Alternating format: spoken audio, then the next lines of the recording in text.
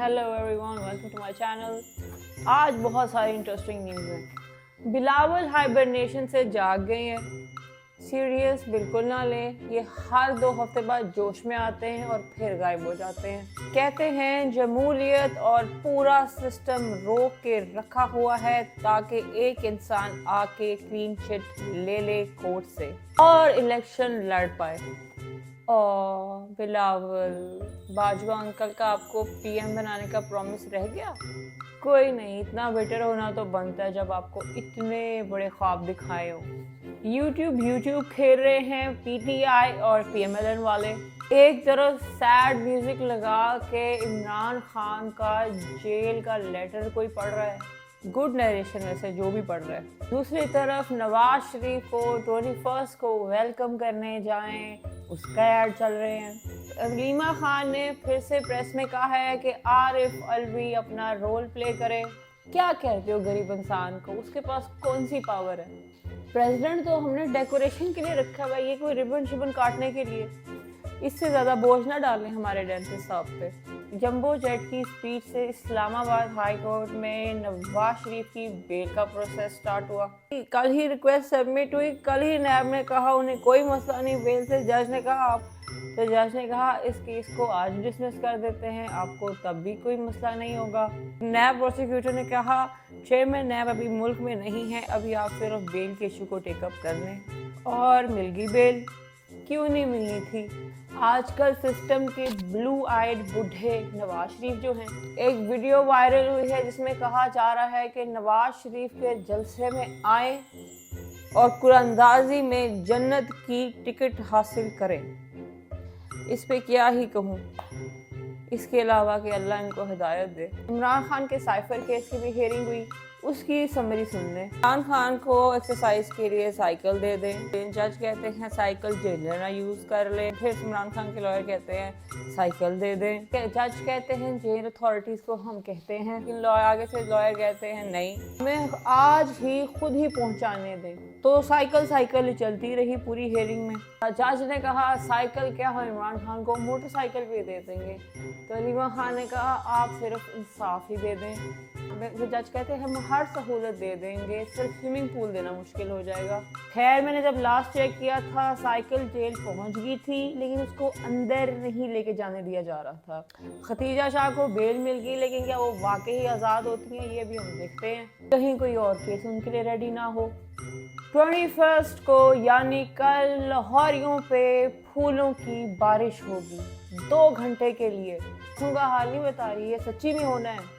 पीएमएलएन ने 4 Cessna planes book किए हैं जो नवाज शरीफ के वेलकम पे आसमान से फूल बरसाएंगे। और एयर ट्रैफिक अथॉरिटीज ने बड़ी ही खुशी से इजाज़त दे दी है।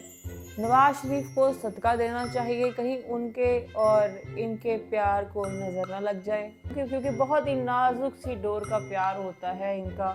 फूल कब लाठी में बदल जाए नो वन नोस। बाबूजी धीरे चलना, बड़े धोखे हैं इस राह में। 1 बिलियन रुपीस अभी तक पीएमएल ने इकट्ठे कर लिए हैं नवाज शरीफ की वेलकम की तैयारियों के लिए। और अगर आप 5 करोड़ या उसके ऊपर का चेक देने वाले हैं तो शहबाज शरीफ को मिल सकते हैं चेक देने के लिए। उसके नीचे की अमाउंट देने वाले लोअर लीडरशिप से मिल सकते हैं मरीम नवाज शरीफ पैसे। पीएमएलएन ने अपनी सारी लोकल लीडरशिप को फॉर्म्स दिए हैं जिसमें ड्राइवर का नाम, कार का नंबर और कितने बंदे लाने का कमिट किया है वो लिखा जाएगा।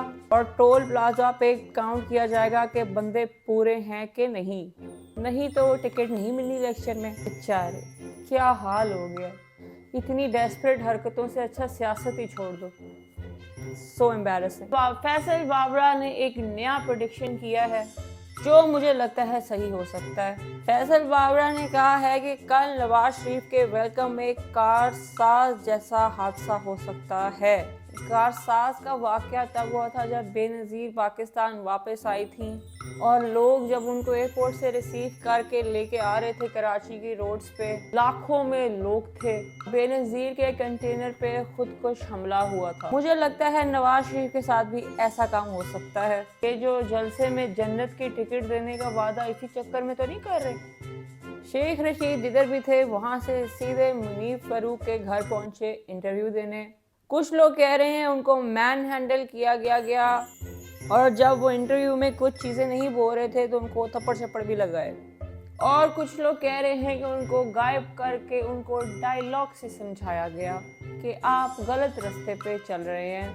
गैर मालूम जगह पे सही बातें समझाई और जाहिर सी बात है गैर मालूम मुकाम पे बंदा आपकी कोई भी बात समझ जाएगा। आप बकरी को मुर्गी कहोगे, बंदा कहेगा हाँ बिल्कुल ये तो मुर्गी ही है। तो ने जब शेख रशीद से पूछा कि आप इतने दिन कहाँ थे, तो शेख रशीद ने कहा मैं चिल्ला काट रहा था। मरीम फरूक ने कहा चिल्ला बहुत सख्त था आप पे। उन्होंने कहा हाँ चिल्ला सख्त था, लेकिन उन्होंने कहा चिल्ले के टाइम मुझे किसी किस्म की कोई परेशानी नहीं दी गई। वुज़ू करने के लिए पानी शानी दे रहे थे सारे, सब कुछ अच्छा चिल्ला गया मेरा। जो मेजर पॉइंट्स हैं उनके इंटरव्यू के, इमरान खान ने जो ISI के ऑफिसर्स के नाम लेके बातें की थी उस पर शेख रशीद कहते हैं कि एजेंसी के लोगों के नाम नहीं लेने चाहिए थे। हमारी लड़ाई बनती ही नहीं थी इदारे से। इदारे और शख्सियत की लड़ाई में हमेशा इदारा जीतता है। मैं हमेशा पाक फौज के साथ था और उनके खिलाफ नहीं हो सकता। खान साहब को समझाया था इस रास्ते पे ना जाएं। हमारी सबसे बड़ी गलती ही ये थी कि आसिम मुनीर को छेड़ा, ये हमें कभी नहीं करना चाहिए था। ये आ बैल मुझे मार वाला काम हमने किया। किसी ने कहा हमें जनरल बाजवा के कहने में आके आसिम मुनीर के अपॉइंटमेंट के रास्ते में नहीं आना चाहिए था। जनरल बाजवा ने PMLN को फैज़ हमीद से और इमरान खान को आसिम मुनीर से डरा कर ये सारा तमाशा लगाया। सबको जनरल बाजवा ने एंगेज किया हुआ था डरा के अपनी एक्सटेंशन के चक्कर में।